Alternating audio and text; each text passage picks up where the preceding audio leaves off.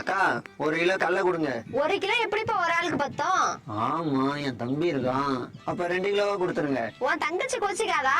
சரி 3 கிலோ கொடுங்க. உங்க அப்பா கஷ்டப்பட்டு உழைக்கிறாரு. 4 கிலோ கொடுங்க. வாய்க்கு ருசியா உங்க அம்மா சமைச்சு போடுறாங்கல்ல. 5 கிலோ கொடுங்க. ஏன்பா உன் குடும்பத்தை பத்தி மட்டும் யோசிக்கிற? நாளைக்கு உனக்கு கல்யாணம் ஆகும், நாளன்னைக்கு புள்ள பிறக்கும். நாளன்னைக்கு எப்படி புள்ள பிறக்கும்? சரி 1 மூட்டை கொடுக்கா. உன்னை பத்தி மட்டும் யோசிக்காத. நாளைக்கு உன் தம்பிக்கு கல்யாணம் ஆகும், உன் தங்கச்சிக்கு கல்யாணம் ஆகும். மொத்தம் எவ்வளோக்கா இருக்கு? 10 மூட்டை தான்ப்பா இருக்கு. சரிக்கா நான் போய் ஆட்டோ எடுத்துட்டு வரேன். இதெல்லாம் தொழில் ரகசியம்டி. இன்னைக்கு பாரு நிம்மதியா தூங்குவேன்.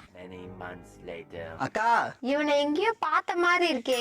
நான் தான்க்கா உங்ககிட்ட கடலை வாங்கிட்டு போனேன்ல. இப்ப கடலை மிட்டாய் பிசினஸ் ஆரம்பிச்சிட்டேன். மாசம் 1,00,000 ரூபாய் சம்பாதிக்கிறேன். எல்லாம் உங்க கைராசி தான். 1 கிலோ கடலை வாங்க வந்தவன ஒரு தொழில் அதிபர் ஆக்கிட்டேரி. உனக்கெல்லாம் இனிமே தூக்க